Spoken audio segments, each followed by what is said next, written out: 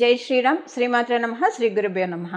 2025 సంవత్సరం జూలై మాసం 20వ తారీఖు నుంచి జూలై 26వ తారీఖు వరకు కూడా ఈ వారం యొక్క వార ఫలాలు ఎలా ఉండబోతున్నాయి, ద్వాదశ రాశుల వాళ్ళకి, ద్వాదశ లగ్నాల వాళ్ళకి ఈ వారం యొక్క వార ఫలితాలు, అలాగే గోచారంలో గ్రహదేవతలు ఏ ఏ స్థానాల్లో ఉన్నారు, ఏ ఏ స్థానాల్లో స్థితులయ్యి ఈ వారము అందరికీ కూడా శుభ ఫలితాలను కావచ్చు లేదా ఏవైనా జాగ్రత్తలు కావచ్చు, ఏవేవి సూచిస్తున్నారో ఇవన్నీ ఒకసారి మనం విహంగ వీక్షణం చేద్దాము.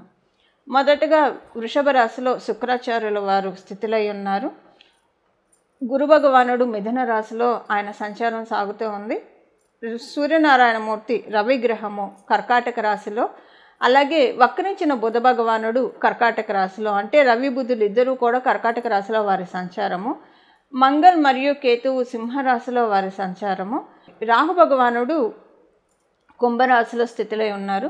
అలాగే వక్రించిన శని భగవానుడు మీనరాశిలో స్థితులై ఉన్నారు. ఈ గోచార గ్రహస్థితులను అనుసరించి ఈ వారం యొక్క వార ఫలితాలు ద్వాదశ రాశుల వాళ్ళకి, ద్వాదశ లగ్నాల వాళ్ళకి ఎలా ఉండబోతున్నాయో మనం ఇప్పుడు చూద్దాం.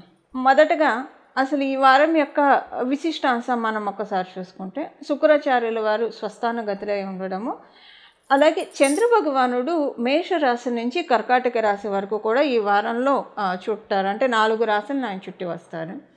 ఈ వారం యొక్క విశేషాంశము శుక్రాచార్యుల వారు ఆయన స్వరాశి అయిన వృషభ రాశిలో ఉండడము. ఈ వృషభ రాశికి శుభకర్తరి శుక్రాచార్యుల వారు ఆ రాశిలో స్థితిలో ఉన్నారు. అలాగే గురు భగవానుడి యొక్క ఆచ్ఛాదన వృషభ రాశి మీద ఉంది.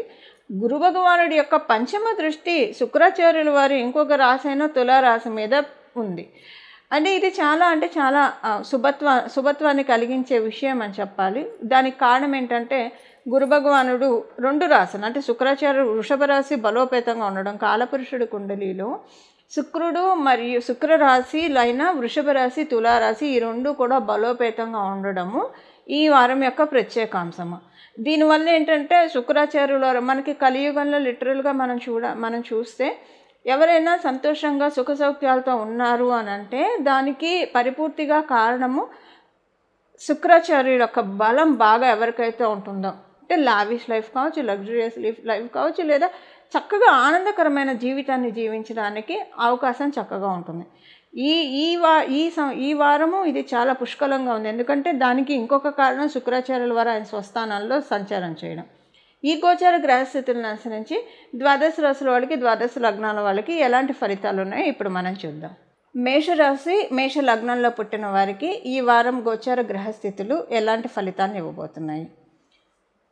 ఈ వారం మీకు కుటుంబంలో, అలాగే కుటుంబము, మీరు వ్యాపారం చేస్తుంటే వ్యాపారంలో, ఒకవేళ మీరు వ్యాపారం చేయకపోతూ ఉంటే కనుక, అంటే వ్యాపారం మీరు ఉద్యోగస్తులైతే మీ వైవాహిక జీవితంలో శుభత్వాల్ని మీరు చూస్తారు.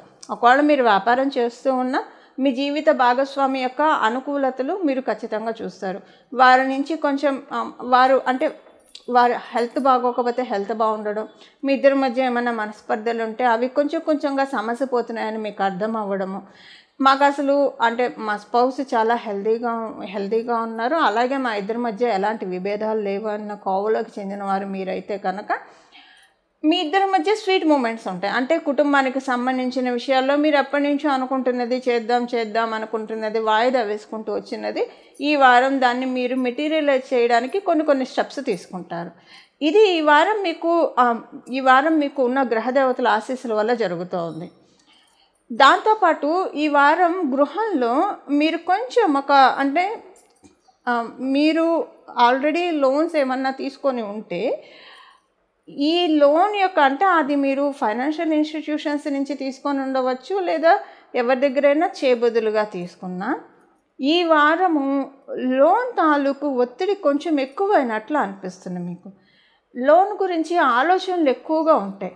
ఒకవేళ మీరు లోన్ గురించి ప్రయత్నిస్తూ ఉంటే అసలు మీకు అవుతుందా అవ్వదా అన్నంత సందిగ్ధమైన వాతావరణం కూడా ఈ వారం సూచిస్తూ ఉంది గోచర గ్రహస్థితులు.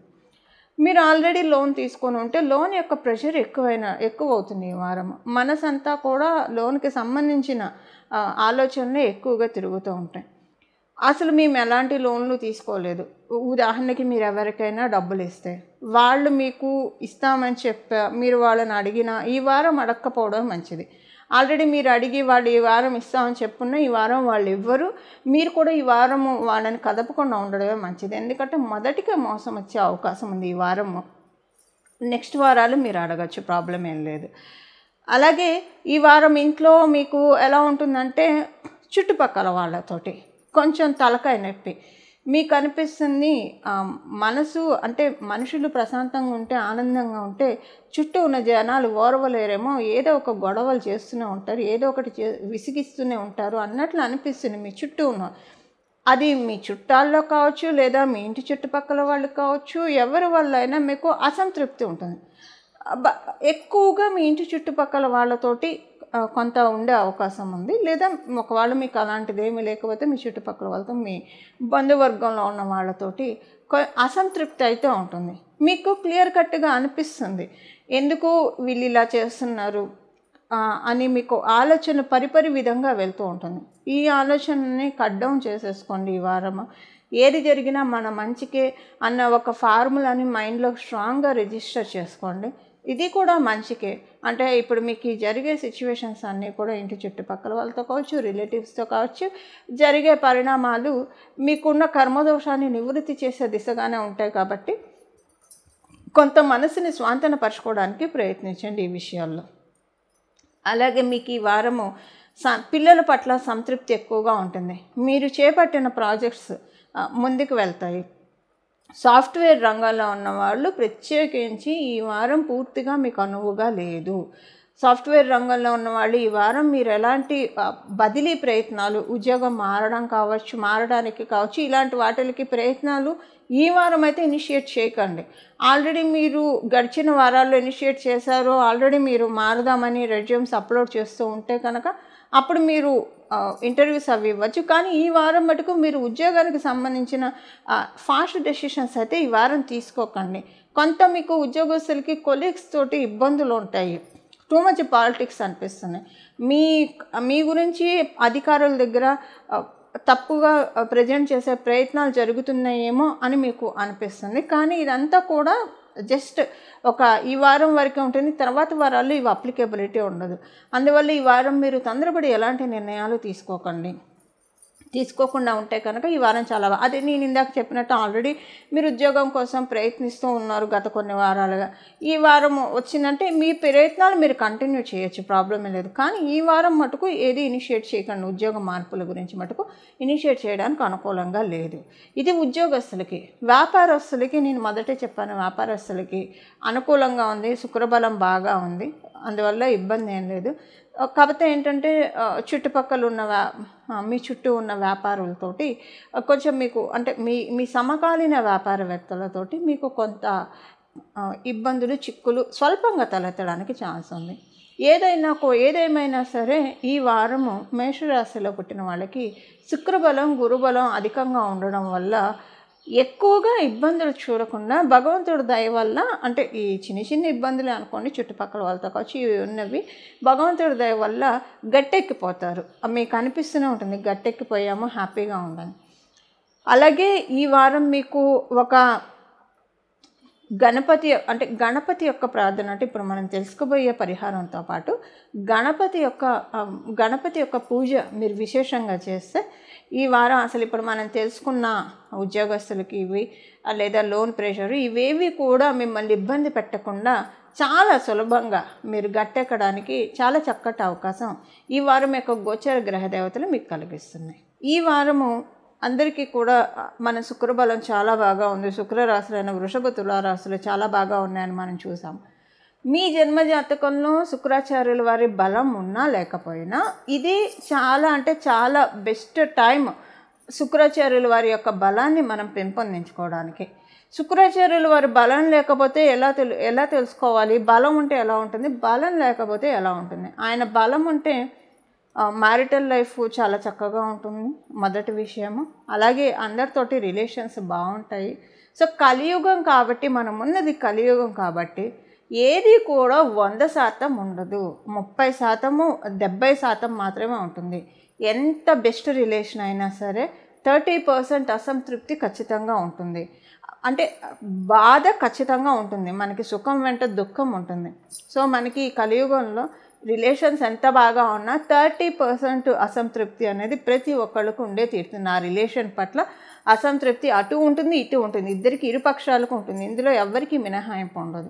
ఎందుకంటే ఏది కూడా 100% ఈ కలియుగంలో ఉండదు. 70% మాత్రమే మనం యోగాన్ని తీసుకోగలుగుతాం. ఆ 70% పర్వ్యూలో మనకి రిలేషన్స్ బాగా ఉండాలన్నా, అలాగే మనకి ఒక ఆనందంగా జీవితాన్ని జీవించాలన్నా, ఆర్థికంగా బాగుండాలన్నా శుక్రాచార్యుల వారి బలం బాగుండాలి. ఆర్థిక విషయాల్లో కూడా ఎంత చెట్టుకి అంత గాలి అని ఎందుకంటారు ఈ కలియుగంలో? ఇదే కారణము. ఎందుకంటే ఏది కూడా పరిపూర్తిగా 100% ఎవరు ఏది అనుభవించలేరు. ఎంత డబ్బులు ఉన్న వాళ్ళకైనా వాళ్ళ స్థాయికి తగ్గట్టు వాళ్ళ ఖర్చులు, వాళ్ళ స్థాయికి తగ్గట్టు వాళ్ళకి ఉండే పెయిన్స్ వాళ్ళకు ఉంటాయి. ఫైనాన్షియల్ పెయిన్స్ కూడా వాళ్ళకు ఉంటాయి. ఇప్పుడు మామూలుగా కూడా రిలేషన్స్ విషయంగా మనం చూస్తే కొంతమంది ఉంటారు, చాలా మంచివాళ్ళు, మంచి కోసమే మాట్లాడతారు. ఎవరికైనా అన్యాయం జరుగుతుంటే వాళ్ళు స్టాండ్ తీసుకుంటారు. ఎంత మంచివాళ్ళైనా సరే ఒక 70% వాళ్ళని సపోర్ట్ చేసిన 30% విభేదించే వాళ్ళు ఉంటారు. అంటే ఏంటంటే మనకి 100% అన్న 100% వారం ఈ కలియుగంలో మనకు ఉండదు. ఇప్పుడు మనకి కనీసం 70% అయినా మన జన్మజాతకంలో ఉంటే ఇంకా దాన్ని స్ట్రాంగ్గా చేసుకోవడానికి శుక్రబలం అంటే, ఒకవేళ లేకపోతే పెంపొందించుకోవడానికి ఇది చాలా రైట్ టైం.